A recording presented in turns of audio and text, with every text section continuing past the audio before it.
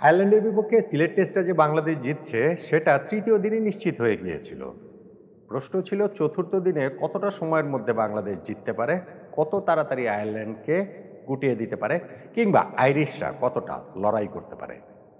তা আয়ারল্যান্ড কিন্তু লড়াই করেছে, ভালোই লড়াই করেছে, যদিও ম্যাচের রেজাল্ট নিয়ে কিংবা ম্যাচটা চতুর্থ দিন থেকে পঞ্চম দিনে যাবে কিনা ওইটা নিয়ে সামান্যতম কোনো প্রশ্ন বা দ্বিধা বা কোনো সংশয়, নতুন কোনো অবস্থার উদ্রেক ঘটেনি।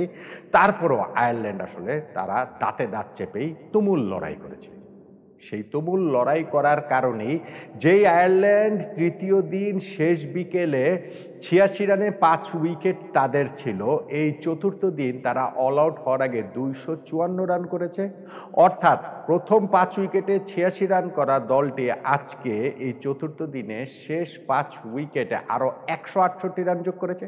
সেভেন্থ উইকেট পার্টনারশিপে ৬৬ রান হয়েছে, নাইন্থ উইকেট পার্টনারশিপে ৫৪ রান হয়েছে, অ্যান্ড্রু ম্যাকব্রাইন তিনি ৫২ রান করেছেন। এই সব কিছু আয়ারল্যান্ডের লড়াইয়ের গল্প বলে, কিন্তু বাংলাদেশের জয়টা আসলে নিশ্চিতই ছিল, সময়ের ব্যাপার ছিল। ফাইনালি গিয়ে প্রথম সেশন পেরিয়ে লাঞ্চের পরে এরপরে গিয়ে হচ্ছে কি যে আয়ারল্যান্ডকে বাংলাদেশ অল আউট করে দিয়ে ম্যাচটা জিতে নিল ইনিংস ও ৪৭ রানে। দ্বিতীয় টেস্টটা বাংলাদেশ শুরু করবে নিঃসন্দেহে অনেক কনফিডেন্স নেই, এবং চতুর্থ দিনে যে গেল সিলেট টেস্ট, ঢাকা টেস্টটাও নিশ্চয়ই ৪ দিনের মধ্যেই শেষ হয়ে যাবে, অন্তত প্রত্যাশার জায়গায় এমন, কেননা পঞ্চম দিনে তো আবার বিপিএল এর নিলামটা রাখা হয়েছে।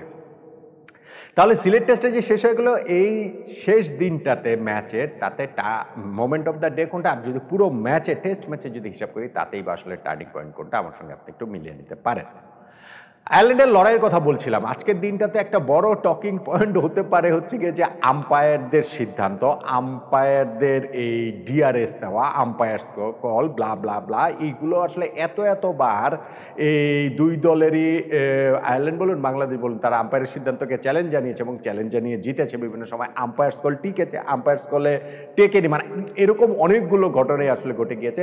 আয়ারল্যান্ডের লড়াইয়ের কথা বলছিলাম যে তারা এই শুরুতে হচ্ছে গিয়ে আমরা এইখানটাতে হচ্ছে হামফ্রের উইকেটটা তুলে নিয়েছে তাইজুল ইসলাম, তাকে পুল করতে গিয়ে স্কোয়ার লেগ বাউন্ডারিতে তিনি ক্যাচ দিয়েছেন। মনে হচ্ছিল যে না, তাড়াতাড়ি ওদেরকে আমরা গুটিয়ে দিতে পারবো, কিন্তু এরপরেই দুই অ্যান্ডি বালবের্নি এবং অ্যান্ডি ম্যাকব্রাইন তারা একটা ৬৬ রানের জুটি করেন, যেইখানটাতে ম্যাকব্রাইনকে পরপর ২ বলে বেদি হাসান মিরাজ আউট করে দিয়েছিলেন, মানে আম্পায়ার আউটের ঘোষণা দিয়েছিলেন আর কি। প্রথমবার দেখা গেল যে না, কোনোবারই আউট হয়নি, প্রথমবার দেখা গেল বলটা স্ট্যাম্পের উপর দিয়ে চলে যেত, যেটা এলবিডব্লিউ হচ্ছে, আর পরের বার দেখা গেল সেটা ব্যাটের ইনসাইড এজে লেগে গেছিল, ফলে আম্পায়ার কল দুইবারে কোনোবারই টিকে নেই। আবার ধরেন অ্যান্ডি বালবের্নি, তার ক্ষেত্রে হয়েছিল যে তিনি একবার আম্পায়ার্স কলে বেঁচে গেলেন, মানে আম্পায়ার আউট দিলে আউট হয়ে যেতেন, আবার ফাইনালি গিয়ে যখন এই ৬৬ রানের জুটিটা ভাঙে সেইটাও কিন্তু আম্পায়ার্স কলেই ভেঙেছে, যে এলবিডব্লিউ তিনি হয়েছেন সেটা আম্পায়ার্স কলে। সো লাঞ্চের আগে বাংলাদেশ ওই আরও একটা উইকেট তুলে নিতে পারে, ১৯৮ ৭ উইকেট নিয়ে আয়ারল্যান্ড লাঞ্চে যায়। লাঞ্চের পর প্রথম ওভারটাতেই অ্যান্ড্রু ম্যাকব্রাইন, যাকে তিনি 50 করেছিলেন, ৫২ রান করা, তিনি একটা পুল করতে গেলেন নাহিদ রানাকে, এবং শর্ট মিড উইকেটে দাঁড়িয়ে হাসান মুরাদ সেই ক্যাচটি নিয়ে নিলেন। আয়ারল্যান্ডের শেষ প্রতিরোধ শেষ হয়ে গেল এরকম মনে হয়েছিল, কিন্তু কিসের কি, তারা 9th উইকেটে আরও একটা পার্টনারশিপ করে ফেলে 50+ রানের ৫৪ রানের জুটি।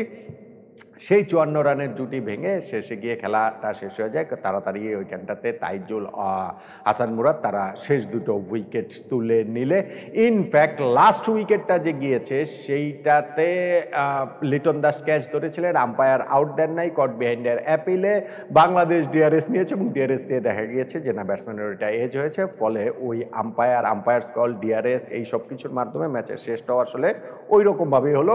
২৫৪ রানে আয়ারল্যান্ড অল আউট হয়ে যায়, যেইখানটাতে বাংলাদেশের এই সেকেন্ড ইনিংসে বোলারদের মধ্যে ডেবুট্যান্ট হাসান মুরাদ, তিনি ৪ উইকেট পেয়েছেন, তাইজুল ৩ উইকেট, নাহিদ রানার ২ উইকেট রয়েছে।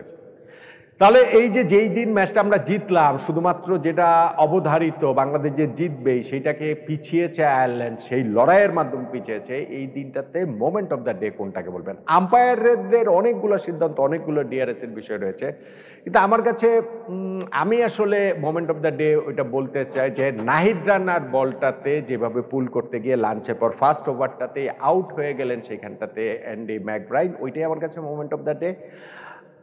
আম্পায়ারদের যে কোনো একটা সিদ্ধান্তের কথা বলতে পারেন। আর পুরো ম্যাচের টার্নিং পয়েন্ট যদি বলেন, তাহলে আয়ারল্যান্ডকে প্রথম দিনই আমরা যে ৫-৫টা ক্যাচ ফেলা সত্ত্বেও দ্বিতীয় দিন সকালবেলায় শেষ 2টো উইকেট নিয়ে অল আউট করে দেওয়ার পর ১৬৮ রানের যে আমরা ওপেনিং জুটিটা গড়ে তুললাম ওদেরকে 286 রানে অল আউট করে দেওয়ার পর ওই সাদমান ইসলাম ও মাহমুদুল হাসান জয়ের ওপেনিং পার্টনারশিপটা পুরো ম্যাচের আমার কাছে টার্নিং পয়েন্ট।